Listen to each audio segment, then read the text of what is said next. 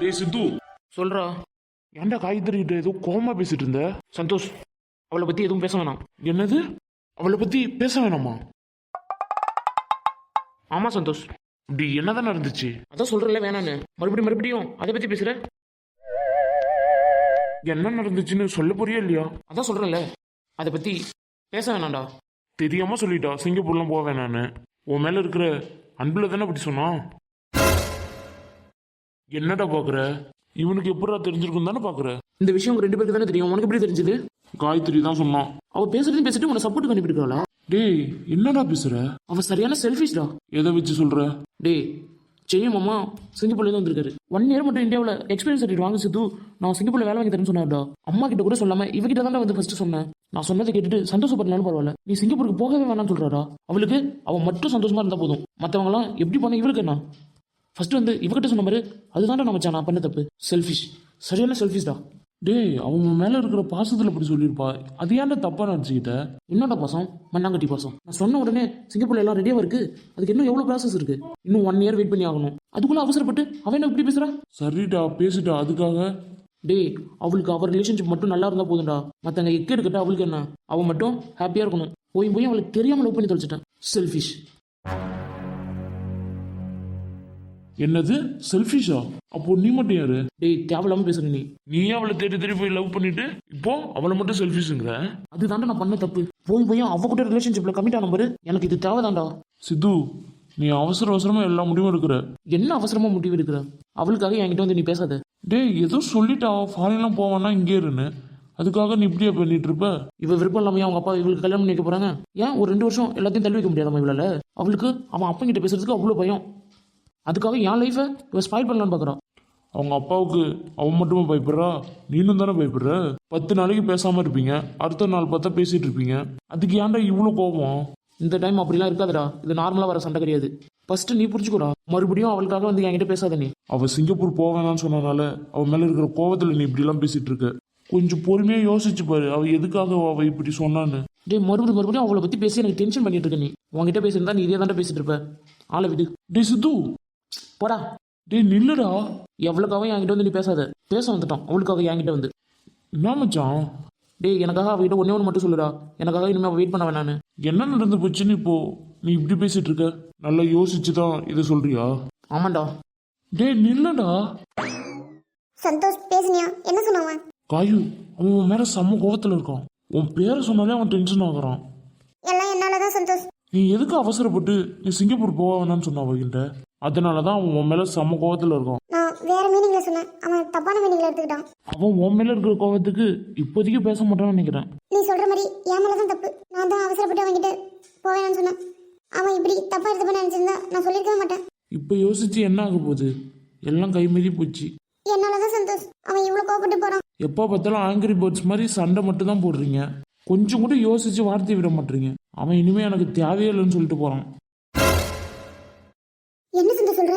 அவன் சொன்னதான் சொல்றான் காயு. அவன் சொன்ன உடனேவே நீ இப்படி சொல்லுவ? பொறுமையா அப்புறமா சொல்லி புரிய வச்சிருந்துருக்கலாம்ல. அதுதான் அவன் ரொம்ப ஃபீல் பண்ணிட்டு இருக்கான். நானும் அவசரப்பட்டு உடனே சொல்லிட்டேன். நான் சொன்னது தப்பு தான். இப்போ ஃபீல் பண்ணி என்ன வரப்போகுது? டேய் சந்தோஷ், வரியா இல்லையா? போ. டே வெயிட் பண்றா, அது வந்துடுறான். சரி காயு, அவன் வர கூப்பிட்டுட்டே இருக்கான். போலினா அதுக்கும் டென்ஷன் ஆகும். நான் நாளைக்கு உங்ககிட்ட பேசுறேன். சரி சந்தோஷ். எந்த மீனிங்ல நம்ம சொன்னா கூட இவன் புரிஞ்சிக்கவே மாட்டானே. இவனுக்கு எப்படி நம்ம சொல்லி புரிய வைக்கிறது? அதுல சுந்தரி வீட்டுக்காரர வாங்க. வரமா? அண்ணன் இல்லையே வீட்டுல, கொஞ்சம் வெளில போயிருக்கிறவரு. நானே உங்களை பாக்குறதுக்கு வீட்டுக்கு வரணும்னு நினைச்சிட்டு இருந்தேன். நல்ல வேளை நீங்களே வந்துட்டீங்க. சரி உட்காருங்க. சரிம்மா. செடிய வந்திருக்கான்னு எல்லாம் சொல்றாங்க. ஆமா, செடி எங்களை பொண்ணு பார்க்க சொல்லிட்டான். அடடே, நல்ல விஷயமெல்லாம் இருக்கு. அதான் உங்களை பார்த்து பொண்ணு ஜாதகம் வந்திருக்கான்னு கேட்கலான்னு பார்த்தேன். நீங்களே வந்துட்டீங்க வீட்டுக்கு. என்கிட்ட தான் நீங்க சொல்லிட்டீங்கல்ல. அப்புறம் நல்ல வரணும் வந்தா உங்கள்கிட்ட சொல்ல மாட்டேனா? நல்ல வரன் வந்திருக்கு, அதான் எடுத்துட்டு வந்திருக்கேன். அட பரவாயில்லையே, நேற்று தான் புள்ள பார்க்க சொன்னா. நீங்க இன்னைக்கு பொண்ணு இருக்கு அப்படின்னு சொல்லிட்டு ஜாதகம் எடுத்துட்டு வந்திருக்கீங்க. சரி, எனக்கு கல்யாண யோகம் வந்துச்சுன்னு நினைக்கிறேன். அதான் எல்லாம் டக்கு டக்குன்னு நடக்குது. அதுதானே நாங்களும் எதிர்பார்க்குறோம். எங்களுக்கு இருக்கிறது ஒரே பிள்ளை, அவனுக்கு கல்யாணம் பண்ணி வைக்கிறது தானே எங்களுக்கு வேலை. காலகாலத்துல நல்ல பொண்ணா அவனுக்கு பார்த்து கல்யாணம் முடிச்சு வச்சுட்டோம்னா வயசான காலத்துல நாங்க கொஞ்சம் நிம்மதியா இருப்போம். நீங்க சொல்றதும் வாஸ்தவம் தான். நீங்களும் நல்லா இருக்கும்போதே பேரம்பேத்தியெல்லாம் பார்ப்பீங்கல்ல. சரி, பொண்ணுடைய போட்டோவும் ஜாதகமும் உங்க வாட்ஸ்அப் நம்பருக்கு அனுப்பி விட்டுருக்கேன். செடியனுக்கும் நான் அனுப்பியிருக்க ஃபோட்டோவில் இருக்கிற பொண்ணுக்கும் பொருத்தம் இருக்கா என்னன்னு ஜோசியர்கிட்ட பார்த்து என்னன்னு சொல்லுங்கள். பொருத்தம் இருந்தால் பொண்ணு வீட்டில் மேற்படி என்னன்னு பேசலாம். நாளைக்கே ஜோசியர்கிட்ட போயிட்டு பொருத்தம் எப்படி இருக்குன்னு பார்த்துட்டு வந்து உங்கள்கிட்ட சொல்கிறேன். அதுக்கப்புறம் நீங்கள் பொண்ணு வீட்டில் என்னன்னு பார்த்து பேசலாம். சரிங்க, அதை சொல்லிட்டு போகலான்னு தான் வந்தேன். பொண்ணுடைய குடும்பம் எப்படி? பக்கத்து ஊர் தான், நல்ல குடும்பம், நல்ல வசதி. அந்த ஊர்லேயே அவங்க தான் பெரிய தலை. குடும்பத்தை பற்றி நீங்கள் எங்கேயுமே விசாரிக்க வேணாம். செடியங்கிட்ட பொண்ணுடைய ஃபோட்டோவை காமிங்க, அவன் என்ன சொல்கிறான்னு பார்த்துட்டு அதுக்கப்புறம் பொருத்தம் பார்க்கலாம். சரிங்க சுந்தரி வீட்டுக்காரர. செடியன் வந்ததும் அவன்கிட்ட ஃபோட்டோவை காட்டிட்டு அதுக்கப்புறம் நான் பொருத்தம் பார்க்க போகிறேன். சரிங்க, அப்போது நான் கிளம்புறேன். நேற்று நைட்டு தான் புள்ள கல்யாணத்துக்கு சம்மதிச்சான். அதுக்குள்ளே ஒரு வரன் வந்திருக்கு. அந்த பொண்ணுக்கு நம்ம பையனுக்கும் பொருத்தம் நல்லா இருந்தால் எப்படியாவது கல்யாணத்தை முடிச்சிடணும். சரியா? சொல்லுங்கம்மா. சரியா, இப்போதான் சுந்தரி வீட்டுக்கார் வந்து பொண்ணோடைய ஃபோட்டோவை கொடுத்துட்டு போனாரு. உனக்கு பொண்ணை பிடிச்சிருந்தா நான் போய் பொருத்தம் பார்த்துட்டு வந்துடுவேன். உங்களுக்கு பிடிச்சிருந்தா போதுமா, நான் பொண்ணை பார்க்கணும்னு எந்த அவசியமும் இல்லை. இருந்தாலும் பொண்ணோடைய ஃபோட்டோவை பார்த்தீங்கன்னா எனக்கும் ஒரு மன திருப்தி இருக்கும்ல. கடைசி வரைக்கும் நீ தானே வாழப்போற. எனக்கு பிடிக்கணும்னு எந்த அவசியமும் இல்லை, உனக்கு தான்ப்பா பிடிக்கணும். அம்மா, எனக்கு என்னென்ன பண்ணணும்னு உங்களுக்கு தெரியாதா? நீங்கள் எந்த பொண்ணை பார்த்து கல்யாணம் கட்டிக்க சொன்னாலும் நான் கட்டிப்பேன். உங்கள் சாய்ஸ் தான் என்றைக்குமே என் சாய்ஸ்மா. இதுதான் பொண்ணுன்னு சொல்லுங்கள், நான் தாலி கட்டுறதுக்கு ரெடியாக இருக்கேன். பா, இருந்தாலும் ஃபோட்டோவை பார்த்துட்டு சொல்லுப்பா. பரவாயில்லம்மா. என்ன நம்ம பிள்ளை ஃபோட்டோ கூட பார்க்க மாட்டேன்னு சொல்கிறான், நம்மளுக்கு பிடிச்சா மட்டும் போதும்னு சொல்கிறான். இந்த காலத்தில் இருக்கிறவங்களாம் இதான் என் லவ்வர்னு காலேஜ் படிக்கும்போதே வந்து சொல்கிறானோ. நம்ம பிள்ளை சிங்கப்பூரில் வேலை பார்த்தும் நம்மள பொண்ணை பார்க்க சொல்லுது. யூ ஆர் கிரேட் சரியா. ஏன் சுடர் ஏதாவது கால் பண்ணால உங்களுக்கு? பண்ணா மருமல மனசகரணும் அந்த மொட்டை காரியம் பண்ணுறதுக்கு சுடர் மன்னிப்பு கேட்டா. நந்தினி ஏதாவது தொல்லை பண்ணிட்டு இருக்காங்களா ரெண்டு பேரும்? அதை பற்றி ஏதாவது சுடர் சொன்னாலா? அந்த மொட்டச்சி என் மவளை எப்பயுமே இல்லாத தொல்லை பண்ணிட்டு இருக்கா. அவனும் அவன் ஆத்தா வச்சை கேட்டுக்கிட்டு நந்தினியை கொடுமையில பண்ணிட்டு இருக்கான். குணசேகரனும் ஒரு நாளைக்கு திருந்து வரத்த. அது வரைக்கும் வேற வழி இல்லை. நந்தினியும் சுடரும் கொஞ்சம் பொறுமையாக தான் இருந்தாகணும். எங்க மருமூல சுடருக்கு தான் அவன் மாமன் ஏதாவது சொன்ன கோவம் வந்துடுது. குணசேகரனுக்கு தான் இவரை பற்றி பேசினாலே பிடிக்காதே. ஆமா மருமூல, சுடரையும் நந்தினியும் ஏதாவது சொல்லிக்கிட்டு தான் இருக்காங்க ரெண்டு பேரும். இதெல்லாம் சரியாகணும்னா ஒரே வழிதான் இருக்கு மருமூல. என்ன வழியாத்த சொல்லுங்க. அதை நான் சொன்னா நீ கோவப்படக்கூடாது. கோபம் வர அளவுக்கு என்னத்த சொல்ல போறீங்க? மருமூல, சுடரை சித்துவுக்கு கல்யாணம் பண்ணி வச்சா எல்லா பிரச்சனையும் சரியாயிடும் மருமூல. நான் தான் சொன்னா நீ கோவப்படுவேன்னு. அத்தை, இதுல கோவப்படுறதுக்கு ஒண்ணும் இல்ல. சித்துவுக்கு சம்மதம் இல்லாம எப்படி நம்ம கல்யாணம் பண்ணி வைக்கிறது? அந்த பையன் தான் வேற யாரையும் லவ் பண்ணிட்டு இருக்கானே. கட்டுனா அவ்வளவுதான் கட்டுவேன்னு என்கிட்டே பேசிட்டு இருக்கான். நடக்கிறது எல்லாமே உங்களுக்கு தெரியும். எதுவுமே என் கையில இல்ல அத்தை. எனக்கும் தெரியும் மருமூல, தெரியாமலே இருக்கு. நீ கொஞ்சம் முயற்சி பண்ணினா இது நடக்க வாய்ப்பு இருக்கு மருமூல. நடக்கிறது எல்லாமே உங்க கண்ணு முன்னாடி தான் நடக்குது. அந்த பையன் நான் சொல்ற பேச்சே கேட்க மாட்டாங்கறான்.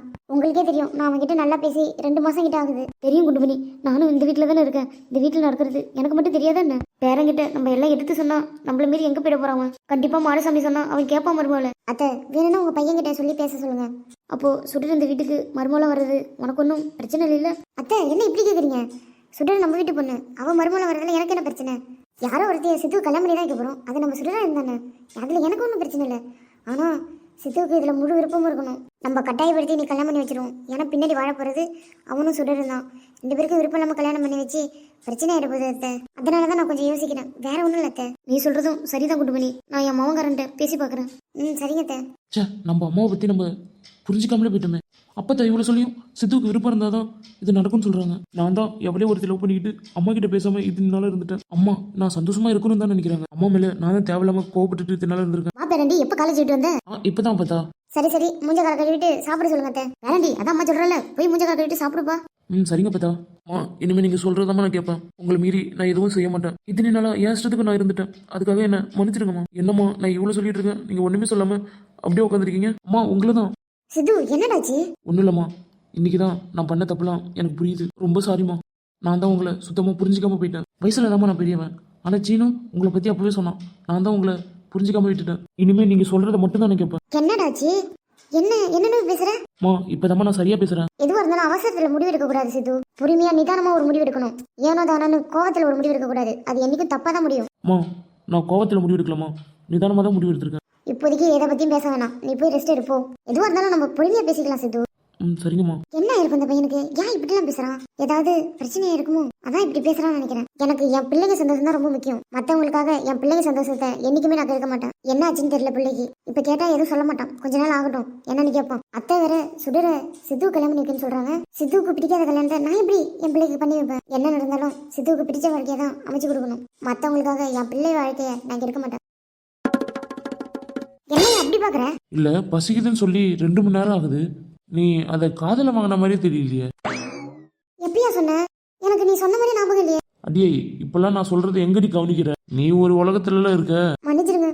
ஏன்டி இதுக்கெல்லாம் மன்னிப்பு கேட்குற? ஏதோ நான் மறந்துட்டேன், இதுக்கு எதுக்கு நீ மன்னிப்பு கேட்குற? என்ன கோபப்படுவேன்னு பாத்தியா? என்னடி அப்படி பார்க்குற? இல்ல, நந்தினி வீட்டுக்கு வருஷத்துக்கு நான் தானே போக சொன்னேன். அங்க அந்த குணசேகரம் உங்களை அசிங்கப்படுத்த அனுப்பினால இன்னும் என் மேல கோவத்துல இருக்கீங்களா? அடியே அவன் அப்படி பேசுனதுக்கு என் பொண்டாட்டி மேல நான் எதுக்குடி கோவமா இருக்கணும்? நிஜமாலுமாவா?